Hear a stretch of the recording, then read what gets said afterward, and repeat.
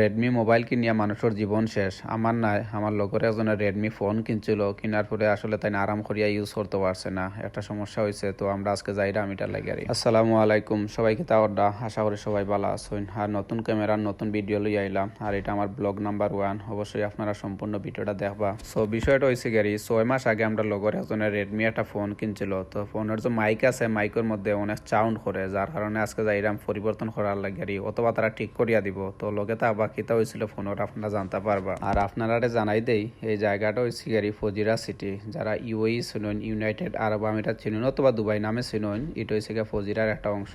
এবং ড্রাইভিং সিটও আসেন আমার পিয়ারা দোষ পাকিস্তানের ভাই একজন, আমার রুমমেট, যার লগে আমি 5 বছর ধরিয়া রুম শেয়ার করলাম। তারপরে আমরা পার্কিং করলাম নির্দিষ্ট জায়গার মধ্যে, আপনার গাড়ি পার্কিং করা লাগে। তো এই জায়গায় গাড়ি পার্কিং করে আমরা সফর উদ্দেশ্যে যাইলাম। এখানেও আমরা শাকিল খানে ফোনের রিভিউ দ্বারা ফোনের কিতা হয়েছে।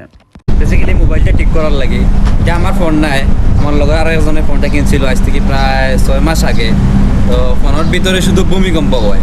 এটার মডেল হয়েছে রেডমি 14C, ভেরিয়েশন হয়েছে 512 জিবি, আর র্যাম হয়েছে 12 জিবি।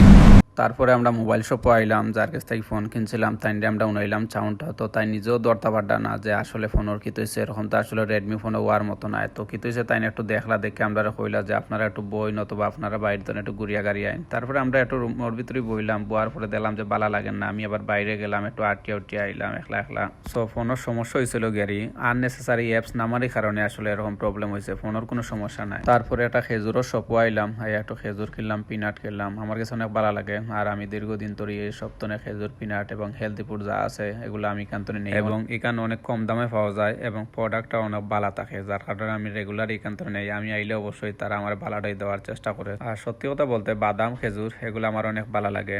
আর ভাতের প্রতি আমার তেমন একটা লোভ নাই। আমি অবশ্যই ভাত খাই না যে এরকম নাই, তবে বাদাম এগুলো আমি বলতে একবেলা আমি এগুলোই খাই, আর একবেলা হয়তো ভাত খানি পরে। তো আমার কাছে অনেক ভালো লাগে, জানি না সবার কাছে কিলা লাগে। তারপর ওদিকে গেলাম, গিয়ে 1 কেজি চীনা বাদাম লইলাম, তাই না আমার বালা দেখি জিনিসটা দিস, এটা সবার লাগে অবশ্যই, তবে একটু বালাটা কিনলাম কম দামে আর কি। তো যাবো ইউকি কেন বেশি কেনাকাটা আসছিল না, যেহেতু মোবাইল ঠিক করা তাইছে এর লাগে লইয়া গেলাম গিয়া, কারণ মাসের শেষে আবার শর্ট পড়ে যায়, এর লাগে অ্যাডভান্স নিয়ে রাখি দিলাম। তারপরে আমরা একটা শপও যাইম অবশ্যই, যেটা রেস্টুরেন্ট আর কি, ওটা শপর ফিসে। তো রেস্টুরেন্ট আমরা গেলাম, এটা সিলেটে একটা রেস্টুরেন্ট। এখানে আমরা বেশি কিছু নিছি না অবশ্যই, এখানে দেখতে পাটা পরোটা আর সবজি নিছি। তো আমরা এনে 4 জন আছি টোটাল আর কি, আর একজন আমরা বাইরে গেছেন গাড়ি তাই নাই। তারপরে খাওয়া দাওয়া করি আর আমরা 3 জন অপেক্ষা করলাম, আমরা 2 জন এখনো আইসুন না কি। তো তারার অপেক্ষা করতাম, তো তার বাক্কা লেট করলেছেন, আমরা এনে উঠলাম, বইরাম, অনেক ব্যাঙ্গাজ লাগিয়েছে তারার অপেক্ষা করতে করতে। তো একটু পরে মোবাইলের সমস্যা এটা সমাধান হয়েছে। তো আজকের ব্লগটা এ পর্যন্তই। সবাই ভালো থাকবা, সুস্থ থাকবা, এবং সম্পূর্ণ ভিডিও যদি দেখে